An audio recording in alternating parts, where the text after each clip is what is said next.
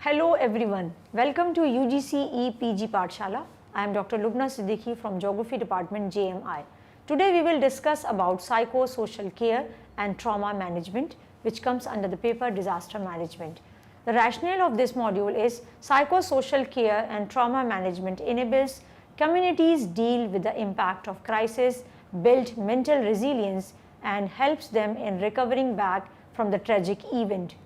It is an essential element in any disaster intervention whereby communities are able to deal with the various stress situations during and after disasters.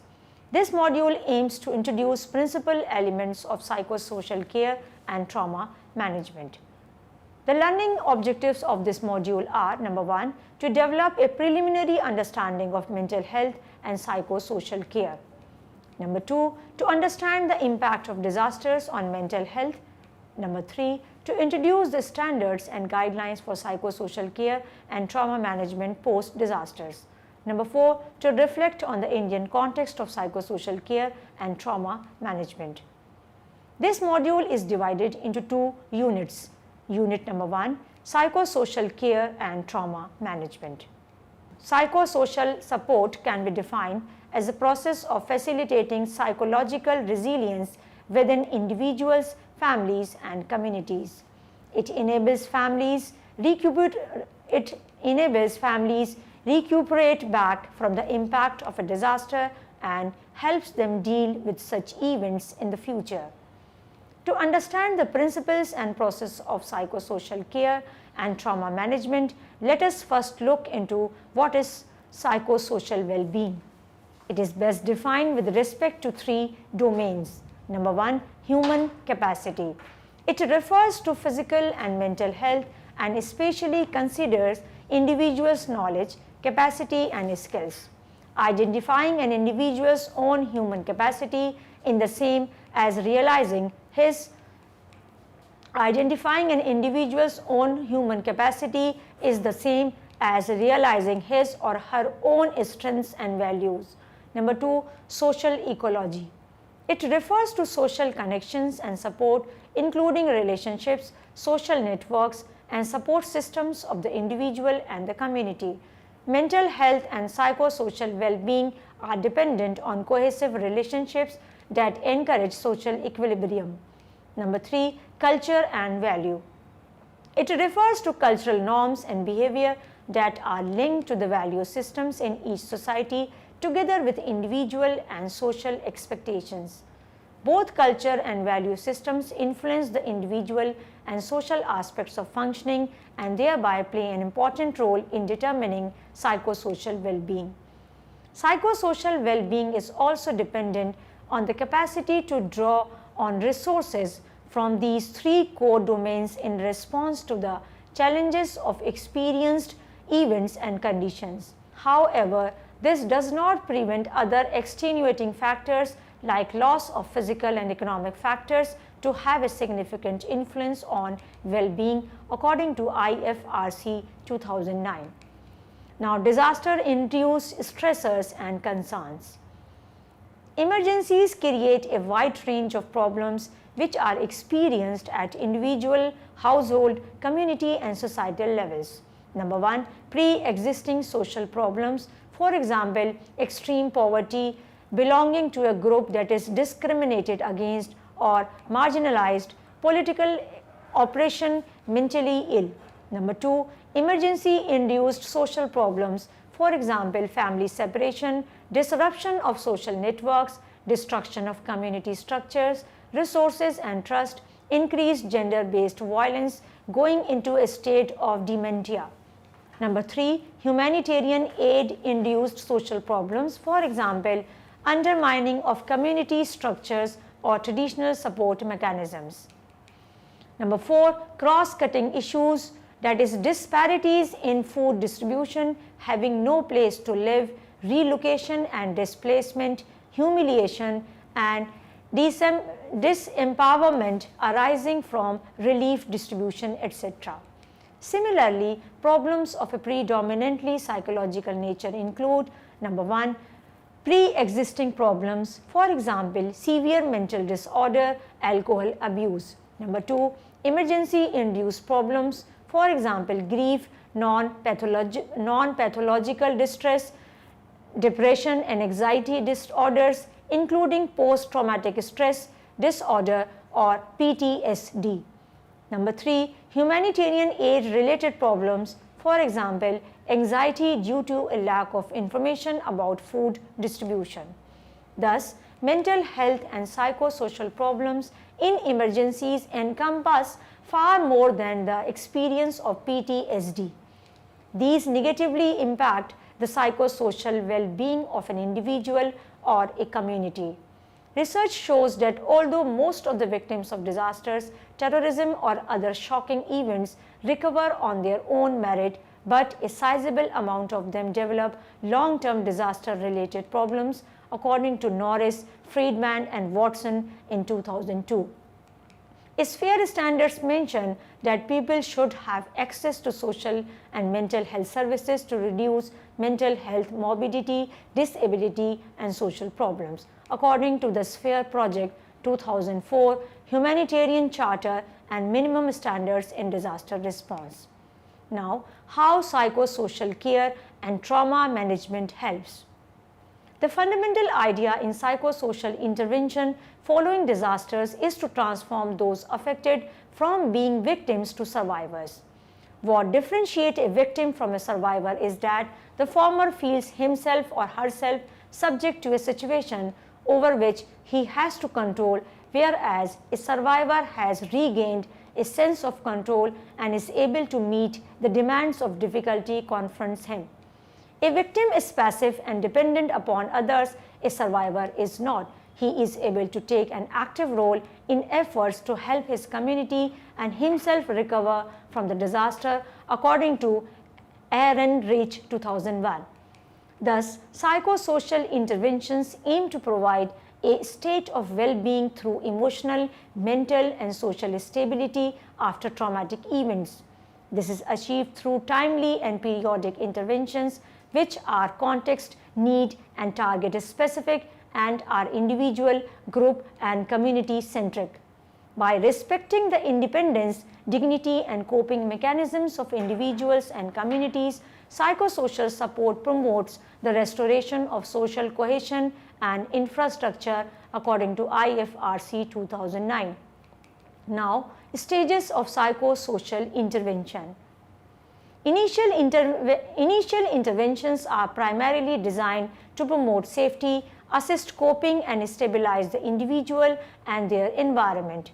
In contrast, subsequent interventions are designed more to prevent or treat psychopathological responses that have begun to emerge after the disaster.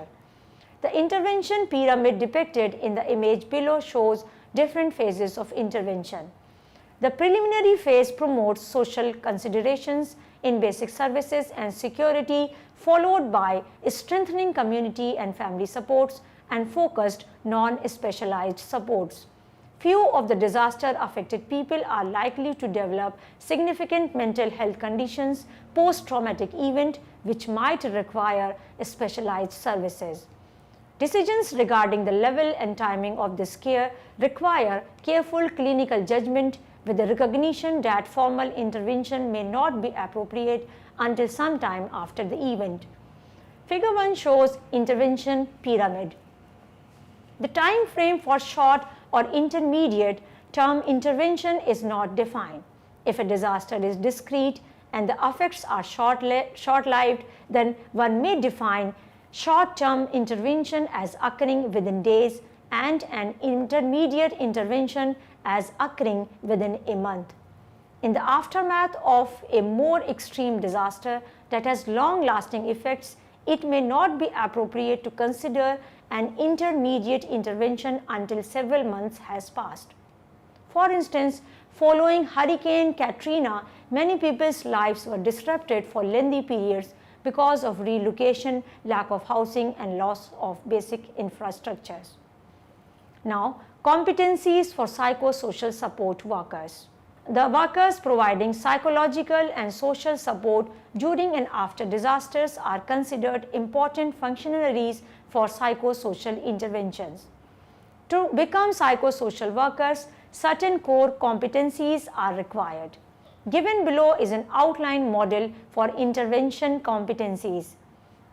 The required competencies include generic competencies in psychological therapy, basic competencies, specific technical competencies, and certain meta competencies. Figure 2 shows outline model for intervention competencies. Now, principles for psychosocial intervention.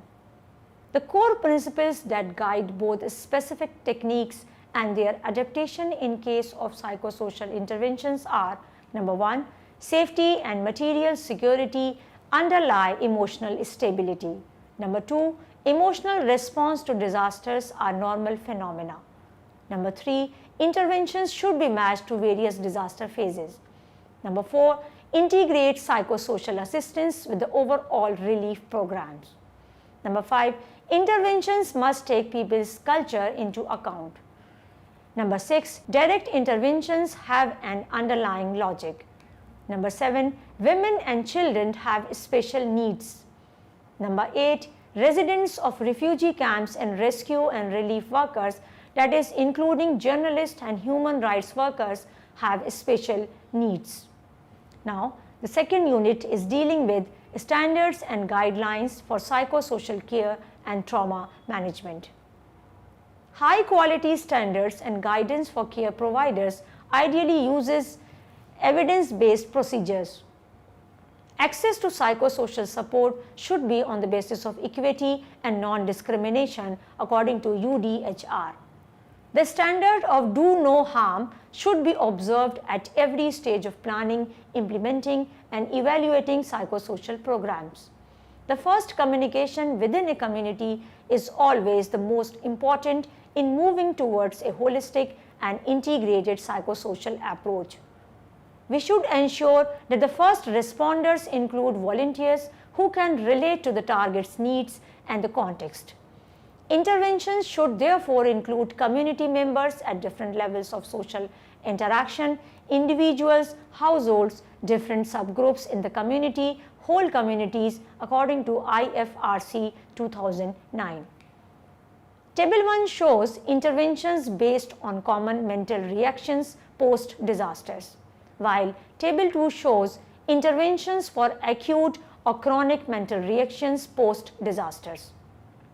Now, psychosocial interventions. Number one, Counseling Interventions Organization 2005. It includes number 1, trauma counseling, creating safe opportunities for people to focus their doubts, talk about them, and express associated feelings. Number 2, grief counseling, helps bereaved survivors by encouraging them to talk about their lost ones. Number 3, anticipatory guidance, helps victims to accept their reactions as normal, provide information about the natural stress reactions, and also focuses on what survivors can do to deal with these reactions. Number 4, crisis counseling, for those survivors who were victims of a pre-existing personal crisis. A disaster event will only pressurize the survivor by adding to his several stressors and therefore requires a sensitive handling of the issue. Number 5, problem-solving counseling. It helps survivors by finding solutions to problems in a systematic way. Now, number 2, stakeholders intervention. It includes number 1, self and family care. In case of normal stresses that arise from a haphazard event, survivors try to handle the stress by themselves with support and care from friends and family. Number 2, individuals from outside the family, that is informal support.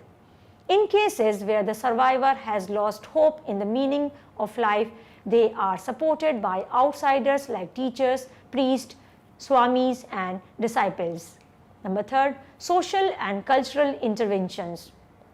Being part of religious rituals, community festivals, etc. are another form of intervention wherein diverting the survivor's attention to the brighter side of life is encouraged. Number 4, humanitarian agencies, that is formal psychological support services. These include NGOs and INGOs who provide formal psychological support services through trained staffs and youths within the affected community. These organizations also indulge in conducting counseling sessions and awareness programs for children, adults and youths. Number 5, mobile mental health team. It comprises of doctors and psychologists providing psychosocial support. Number 6, mental health care PHC. Number 7, acute inpatient care. It is part of a therapeutic pathway towards recovery. The purpose of acute inpatient care is to provide treatment when a person's illness cannot be managed in the community and where the situation is so severe that specialist care is required in a safe and therapeutic space, according to CARE 2015. These interventions can occur at different levels as under. Number A, individual level. Guided self-help is the easiest available intervention. Manuals and self-help books are provided to the survivor in need by psychosocial volunteers. Support from friends and family also helps the individual to recover in no time. Number B, family level. Regular home visits by nurses and other psychosocial workers, unstructured interviews by volunteers and staff to help families or survivors in sorting out demands and setting priorities post the disaster are effective interventions. Number C, community level. Activities, that is through sports, community sharing, etc., that provide opportunities for social interaction at a common venue. Through sharing of the catastrophic experience and exchanging community support, survivors may experience a short-lived sense of optimism. Activities catering to different vulnerable groups are also made available. For instance, recreational activities, games and storytelling sessions for children, engaging women in activities like handicrafts and stitching, etc. Other interventions in this category include: number 1, providing medicines to people who have lost their medicines during disasters. Number 2, offering new housing without discriminating on the basis of class, caste and sex. Number 3, introducing working shifts for rescue workers and medical personnel. Number 4, comprehensive team care by networking with professionals from myriad fields to deal with biopsychosocial spiritual pains. Number 5, training individuals and paying them to conduct recovery activities is another way to reduce stress. Number 6, providing food as compensation to labor, that is food for work program. Now number 3, interventions in the form of psychosocial treatments. It includes: number 1, structured counseling. Number 2, motivational enhancement. Number 3, case management. Number 4, care coordination. Number 5, psychotherapy. Number 6, relapse prevention. Number 7, stress debriefing. Critical incident stress debriefing models is the most common form of debriefing for emergency service personnel following a trauma. Number 4, interventions in the form of programs or support system. Establishment of dedicated programs and support systems for people who are not coping well with a disaster situation, and it includes: number A, Red Cross Reference Center for Psychosocial Support, that is RCPS, initially launched as the Psychological Support Program in 1991. RCPS helps in developing community-based psychosocial services in areas affected by catastrophic events and armed conflicts. Number B, Disaster Response Network. Formed in response to the Black Saturday Victorian bushfires of 2009 in Australia in the field of psychosocial care, the DRN members will help in supporting organizations seeking psychologists to work with individuals and communities affected by disasters, and also provide members with updates in the field of mental health according to Disaster Response Network ND. Number C, the Green Cross intervention. It helps the traumatized through education, certification, and deployment. Number D, challenge abuse through respect education, that is CARE, a personal safety program initiated by the Canadian Red Cross for children between 5 to 9 years. The aim is to educate kids about different kinds of abuses through storytelling, puppetry, and other hands-on activities. Number 5, interventions to support psychosocial care staff and volunteers. It includes number A, emotional support by co-workers using active listening and reflection skills. Number B, to train volunteers and staff on self-help techniques. Number C, debriefing. Number D, stress management workshops. Now 6, interventions during emergency, recovery and development phases of disasters, that is IFRC 2009. It includes A, emergency phase, that is 0 to 6 months. It includes number 1, active and supportive listening. Number 2, information about normal reactions to the event in the form of leaflets and banners. Number 3, psychological first aid. Number 4, support to engage in burial ceremonies. Number 5, support groups for different vulnerable groups, that is women, children, widowers, teenagers, senile men and women, etc. Number 6, engaging in family tracing. Number 7, providing psychosocial support, relief items like prayer mats, toys and games for children. Number 7, collecting community actions where all members of a community get together to clear debris, restore public institutions, etc. Now B, recovery phase, which is from 3 months to 1 to 3 years. It includes number 1, forming children's and youth clubs. Number 2, informal schooling. Number 3, life skill activities, that is awareness about sexual and reproductive rights of teenagers. Number 4, group activities combined with livelihood initiatives like handicrafts, baking and cooking. Now, case study, Indian Ocean Tsunami 2004. Adherence to IASC guidelines. The Interagency Standing Committee guidelines highlight the importance of facilitating conditions for community mobilization, ownership and control of emergency response in all sectors, community self-help and social support, and appropriate communal, cultural, spiritual and religious healing practices. The guidelines underscore the principles of preventing separation and facilitating support for young children, that is 0 to 8 years, and their caregivers, and strengthening access to safe and supportive education. Interestingly, for people who are unable to return to their own communities, it is recommended that social considerations such as safe, dignified, culturally and socially appropriate assistance in site planning and shelter provisions and in the provision of water and sanitation are taken into account. The IASC guidelines also call for mapping local resources by asking community members about the people they turn to for support at times of crisis according to CARE 2015. This will help in identifying people who are in dire need of help and also potential locals who can aid in providing psychosocial support. The IASC action sheet entitled Facilitate Community Self-Help and Social Support also gives a series of recommendations, community level interventions.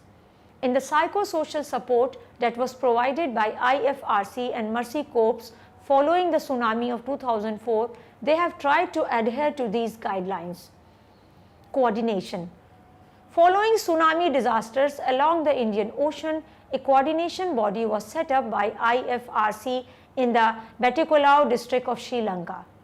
This body ensured the protection of affected communities from poorly integrated services and became a facilitator of inter-agency cooperation and a forum for discussing emerging secondary issues following the crisis.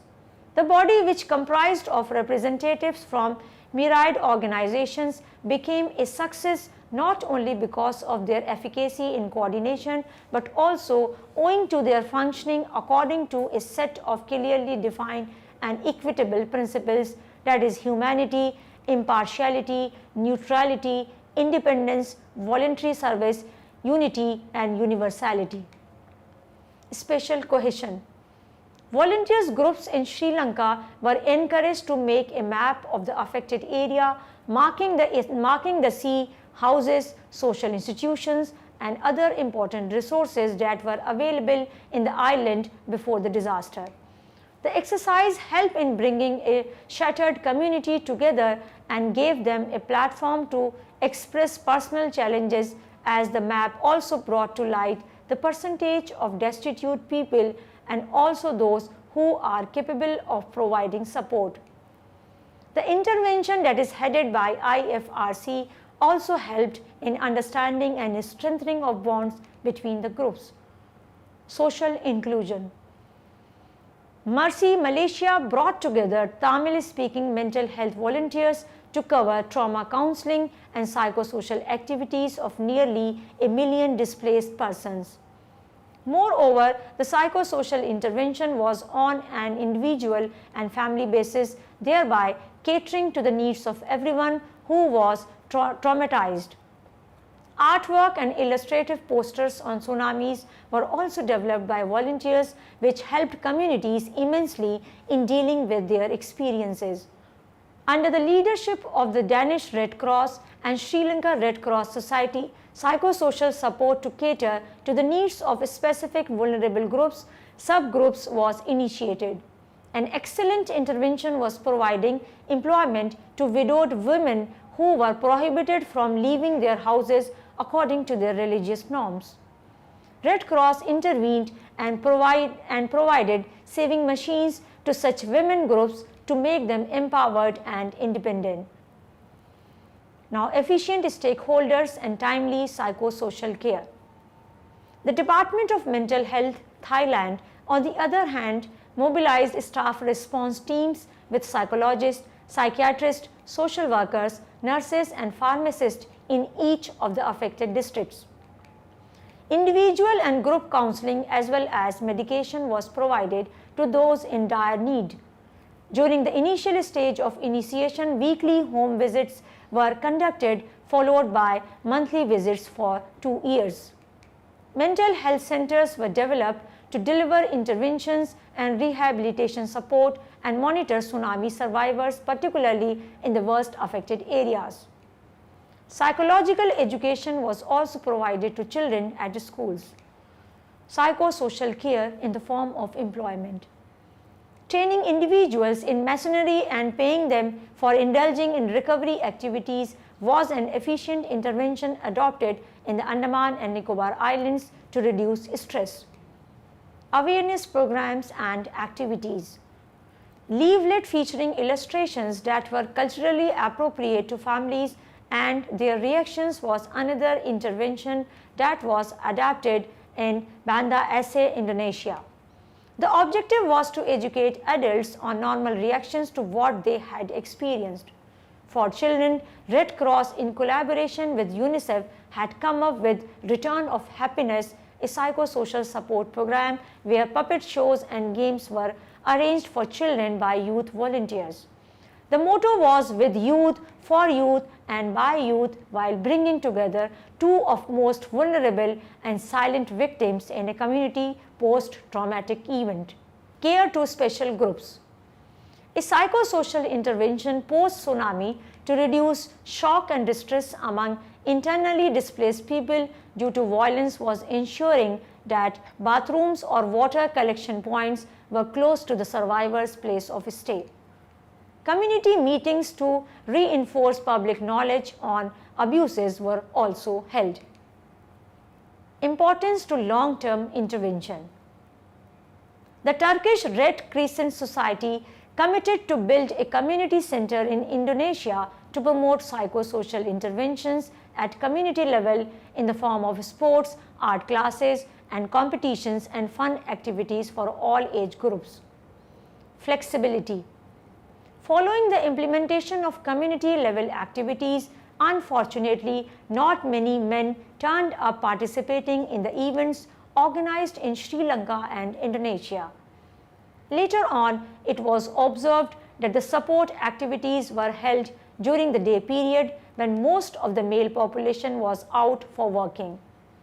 Since social inclusion and reconnecting strained bonds was the underlying objective, all psychosocial interventions post-tsunami, the organizers' willingness to reschedule activities to a time when every member of the community was available should be appreciated. Culturally sound interventions. In line with the IASC guidelines for trainers and co-trainers, cultural sensitivity and basic knowledge about local cultural attitudes and practices and systems of support is mandatory. Following the tsunami, Shanti Ham, a reputable training institution in Sri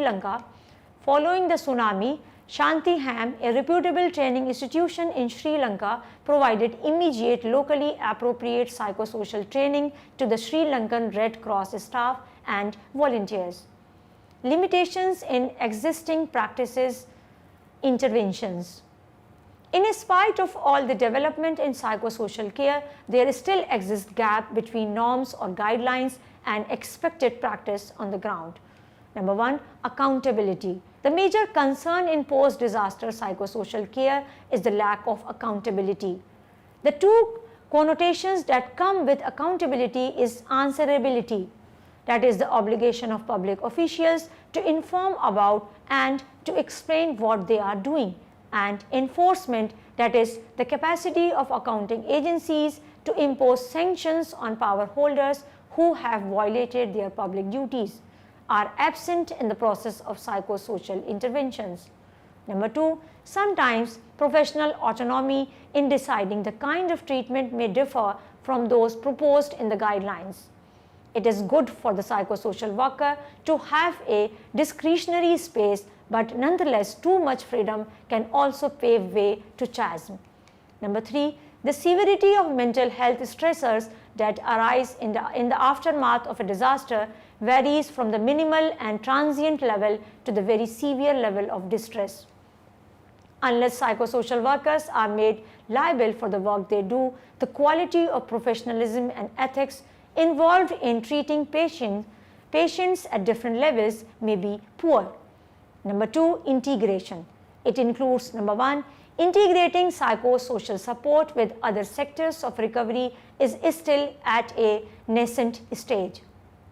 A complete understanding of what makes a psychosocial intervention work is lacking, as mental health stability is often not taken into consideration. Lack of integrated psychosocial services leads to the worsening of mental health. Now, number three, supervision. It includes, number one, while psychosocial support is rendered at the time of distress, there are no proper systems to monitor and evaluate these interventions. There is serious lack of appropriate authority to overlook the programs. Number two, the lack of direction and community reluctance to act without government guidance is very evident. This exacerbates stress and anxiety levels in the community, and effective monitoring and evaluation of the multiple psychosocial interventions by the government is also lacking. Number three, volunteers willing to provide psychosocial support have to undergo brief training sessions before they are deemed fit. Having no provisions to ensure supervision of the training sessions will result in inefficient training of volunteers who are involved in offering psychosocial support. Number four, psychosocial support may be available, but whether they have reached the population at most risk is doubtful. Only a coordinated system of working professionals can ensure that help reached is timely and is also accessible to the needy. Number four, contextual understanding. It includes, number one, context specific and target specificity of interventions is often a concern. Number two, training of psychosocial volunteers who speak the same language of the community is another limitation. Survivors are often unwilling to seek help because of cultural or language barriers. Number three, there is a tendency of volunteers to misinterpret the victim's reactions. This is often associated to the psychological myths post-disaster event. Two of them are immobilization by fear and panic. Number 4, notions that humanitarian workers develop about a culture are often based on false representations or interpretations of what they observe or on general notions about the culture in question.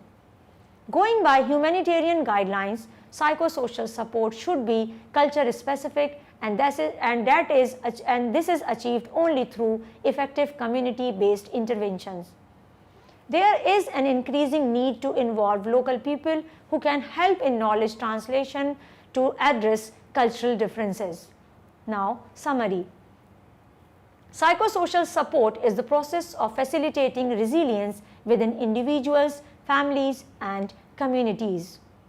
Psychosocial support aims at addressing psychosocial well-being, which is best defined with respect to 3 domains, that is human capacity, social ecology, and culture and values.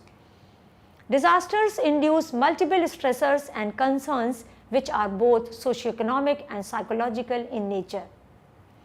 Fundamental idea in psychosocial intervention is to transform those affected from being victims to survivors. Psychosocial interventions promote a state of well-being through emotional, mental, and social stability post a traumatic event. There are no defined timelines for psychosocial interventions. It varies across disasters. Initial interventions promote safety, assist coping, and stabilize the individual and their environment. Subsequent interventions prevent or treat psychopathological responses. Interventions are based on both common mental reactions post-disasters and acute chronic mental reactions post-disasters. Key concerns in psychosocial interventions which are yet to be addressed include lack of accountability, integration, supervision, and contextual understanding. I hope you have understood the concept of psychosocial care and trauma management. See you next time. Goodbye. Thank you.